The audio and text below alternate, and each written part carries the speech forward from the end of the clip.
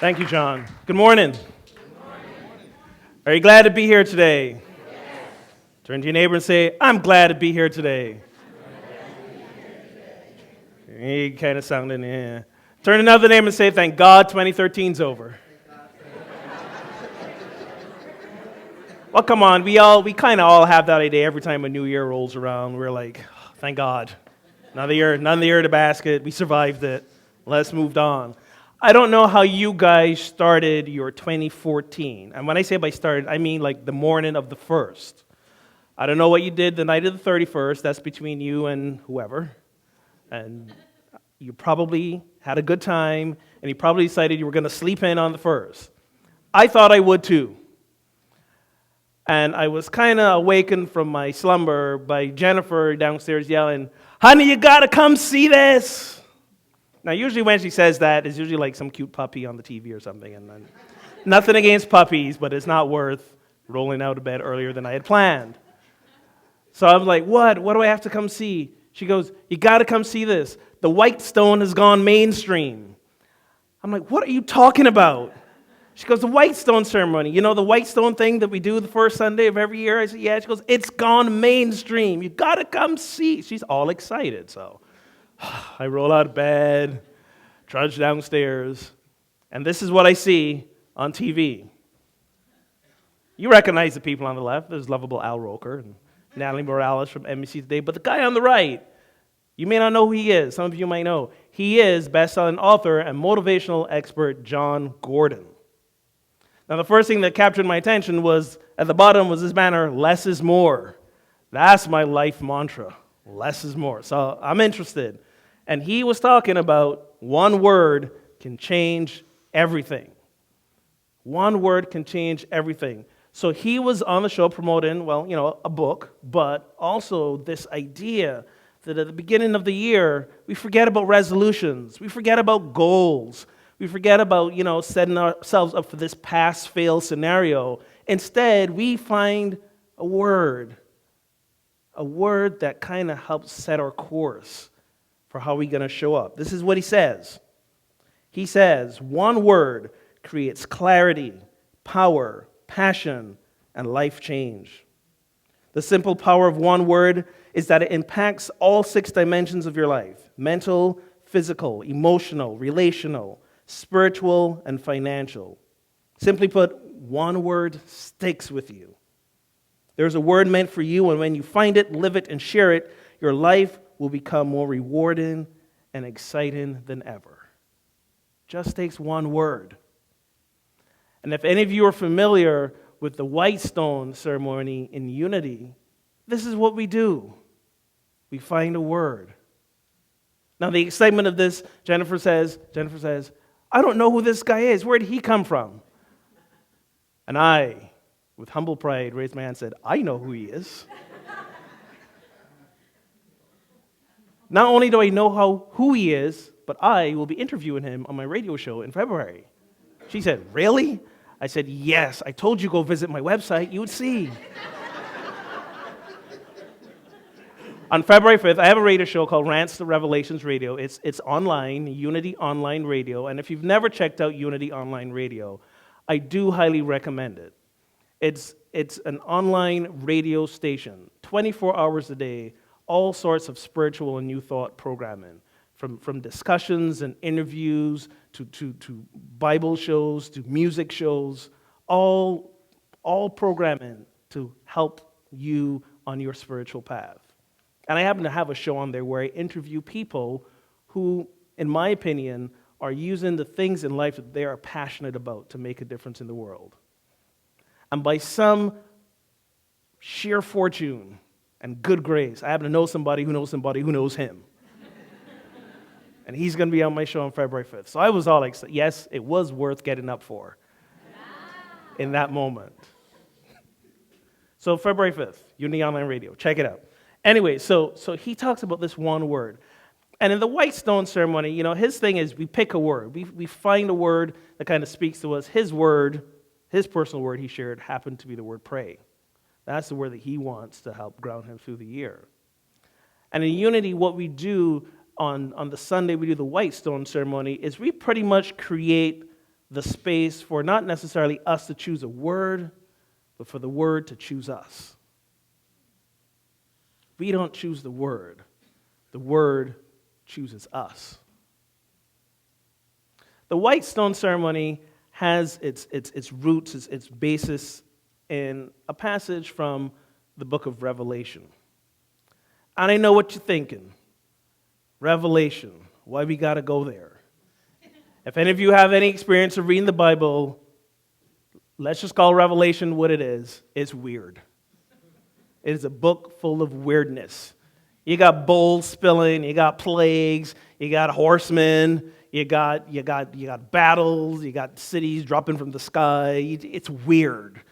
It ends well, but leading up to the end, weirdness.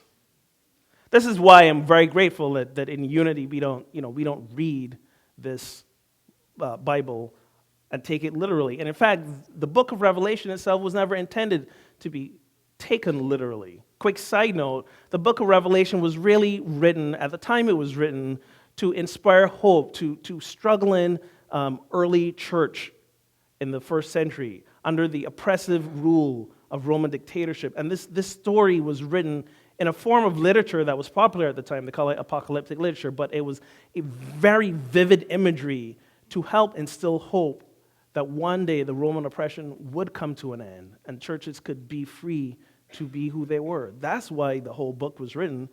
But it had to be written in this imagery so that, it wouldn't be censored or squelched. And the readers for whom it was intended understood that. So, yeah, there's some weird, scary stuff in there, but it's just all metaphor. And it was originally intended that way. So now that you know that, and we can all breathe easier about Revelation, here's the passage from Revelation chapter 2, verse 17. It says, "Let anyone who has an ear to listen to what the Spirit is saying to the churches. To everyone who conquers, I will give some of the hidden manna, and I will give a white stone. And on the white stone is written a new name that no one knows except the one who receives it." Let me read that again. Let anyone who has an ear to listen to what the Spirit is saying to the churches. To everyone who conquers, I will give some of the hidden manna, and I will give a white stone. On the white stone is written a new name that no one knows except the one who receives it. Now, when I read this passage and I think about what it means for not just ceremony, but for me in my spiritual life, the three words that jump out at me. First one is conquer. Conquer sounds a little barbaric, doesn't it? But really what conquer, or one of the understandings that we get from the word conquer, is simply mastery. Mastery. And this is why we show up here every Sunday morning. This is why we meditate. This is why we take our classes. This is why we engage in a spiritual practice. Why? For spiritual mastery. Because we know when there's spiritual mastery, there will be life mastery. And for us, life mastery is that idea that we live every moment expressing the God self of who we are, expressing the one power and the one presence. When we live from love instead of fear, when we express in unity what we call our Christ consciousness, when we do that in every waking moment, that's spiritual mastery. And I don't know about y'all, but I am not there yet. I'm trying. I'm working. I'm endeavoring. It was not a spiritual mastery moment when Jennifer woke me up early to tell me come see the TV. I was not in a good mood. But we have those moments. But here's the thing about those moments.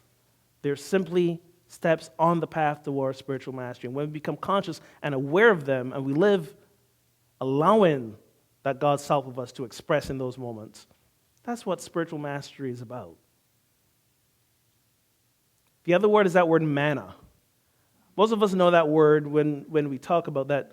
When we talk about Moses, and Moses leading the people out of Egypt across the desert, and there was no food, and the manna came down from heaven, and they were able to eat it and be sustained. Manna is truly representing that spiritual food, the spiritual nourishment, the idea that under, through, around, above, every single thing is the presence of the divine. We call it one power and one presence. And we kind of say it, and I think sometimes we don't get what that really means. If there's only one presence, that means every single thing is imbued with it. Regardless of how it looks, regardless of the judgments we attach to it, regardless of how it may make us feel in every given moment, there is no absence of that divine presence in our lives. We may choose to not see it. We may choose to be so overwhelmed by the emotions of any given moment that we forget it. But us forgetting it doesn't make it not there. And that's what the manna is about, remembering that we can pull from that. And then the final word is that stone, the white stone. What is stone? Stone is the foundation upon which anything can be firmly built.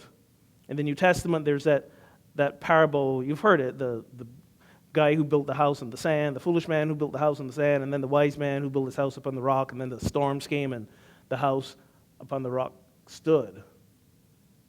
And I always was told as a little kid that story meant, you've got to put in the hard work at the beginning. And if you work hard at the beginning, you will, reap the fruits of your labor. And don't take the easy way out like the guy who built on sand, because it's not hard to dig sand.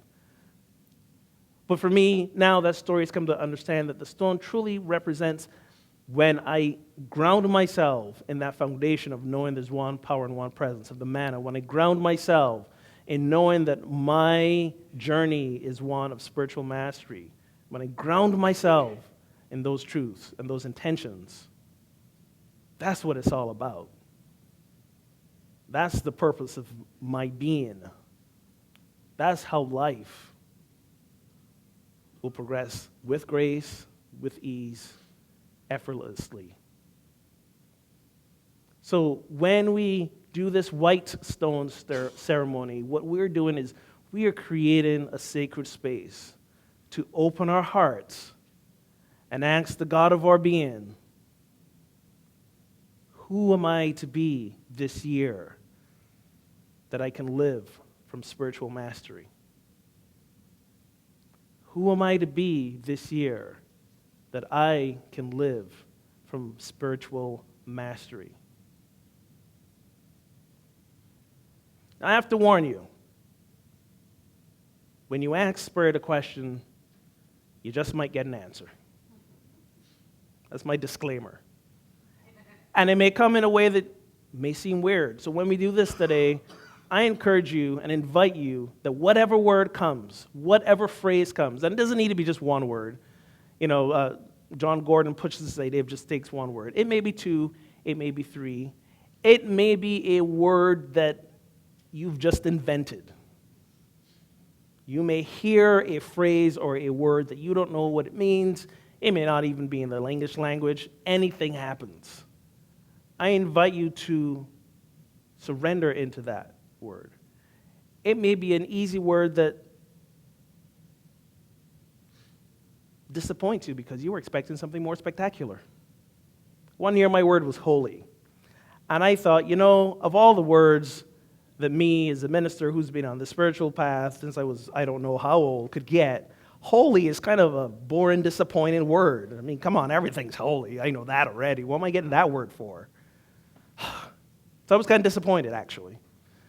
And I wrote the name on the stone. I threw it in the dashboard of my car. I just left it there for a few weeks. Didn't think twice of it. Until one day I am stuck in traffic and the stone is sitting there. And I have this epiphany. This is like one of these aha moments where I realized that the word came to me because the invitation was for me to realize and accept my own holiness.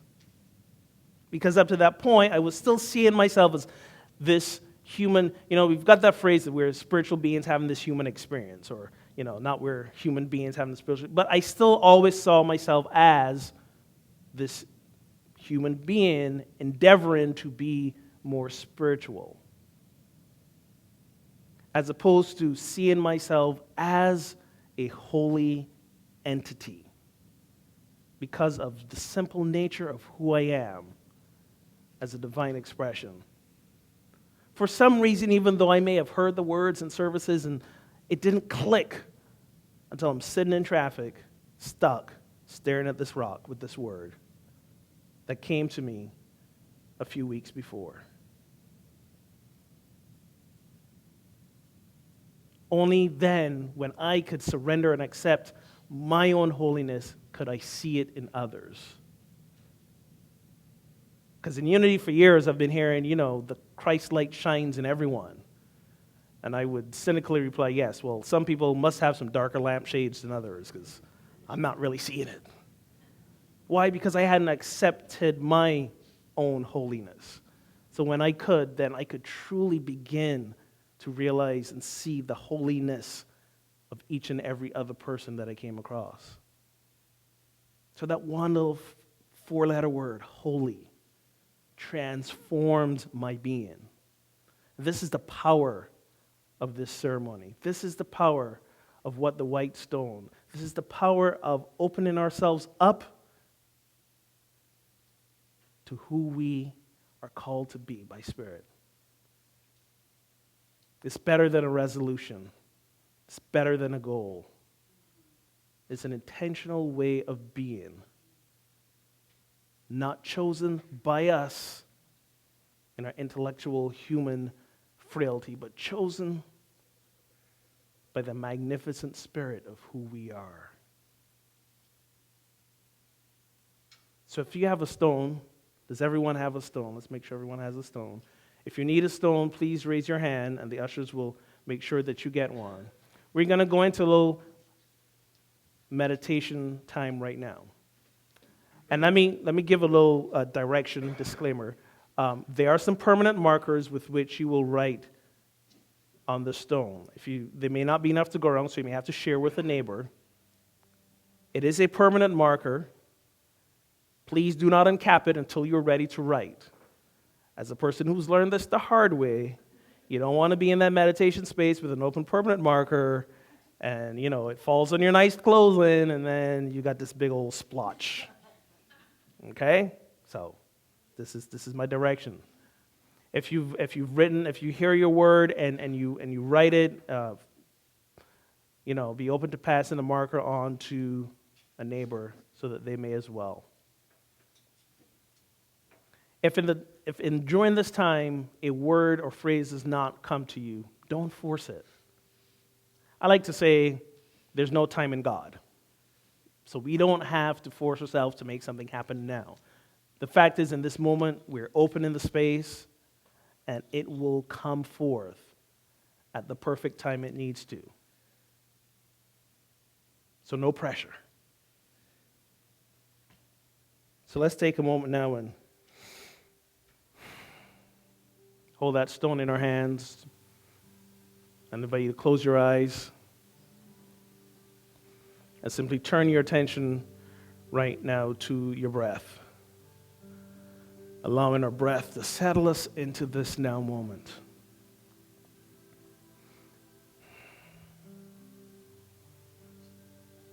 And as we breathe, just allow our attention to fall to our heart space.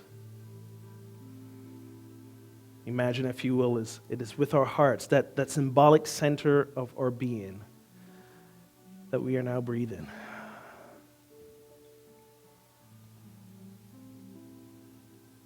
With every breath, our heart opens wider and we fall deeper into it.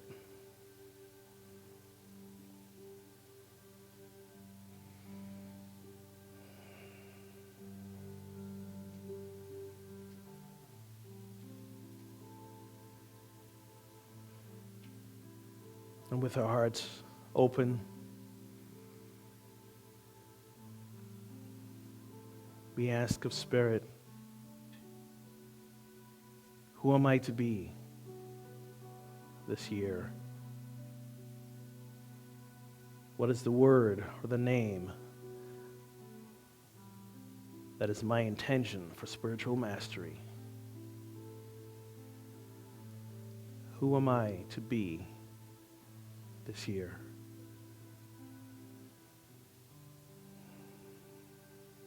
Simply be open to the question. Who am I to be this year?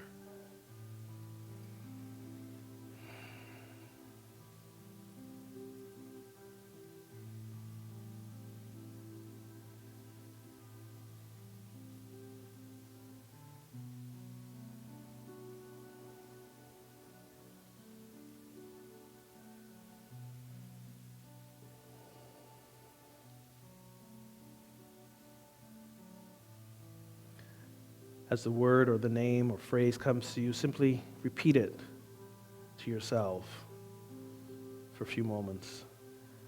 Feel it. Embrace it. Surrender into it.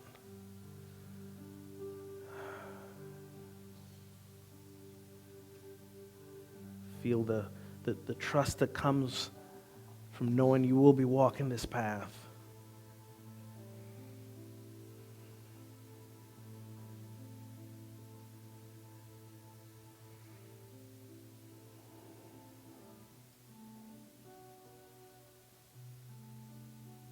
Who am I to be this year?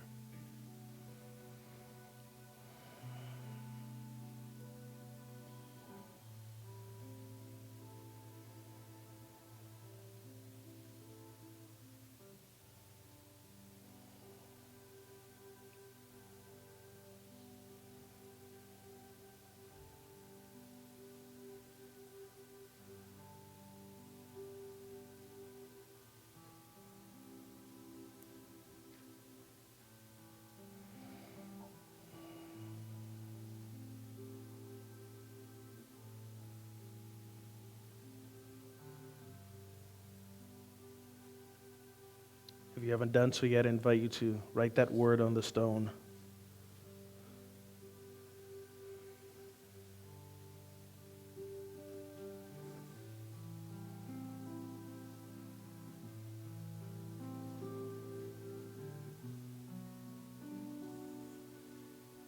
Ushers are moving around with markers. If you're ready for one, just gently raise your hand and we'll get one to you. Or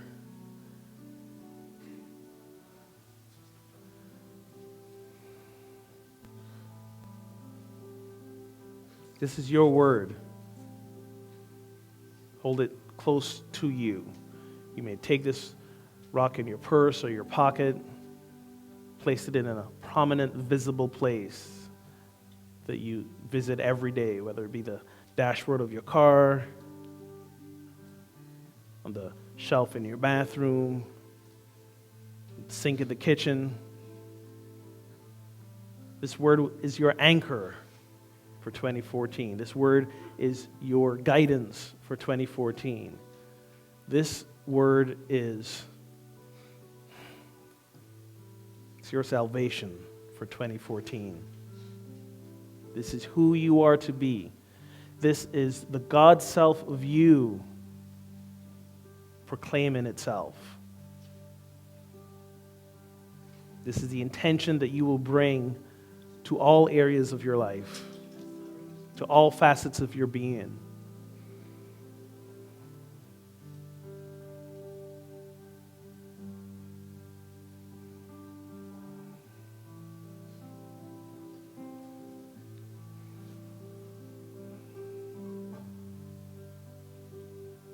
And again, if a word or phrase didn't come, just keep that open intention and allow yourself to be receptive to it.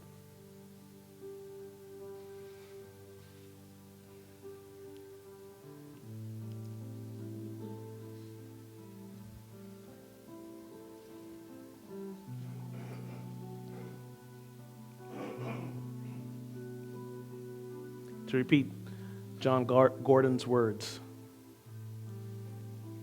there's a word meant for you. And when you find it, live it and share it. And I'll add, share it by your presence, by who you are. Your life will become more rewarding and more exciting than ever. Let 2014 be your year of excitement. Be your year of presence. Be your year of expressing the true fullness and magnificence of who you are. Let this be your year. Namaste.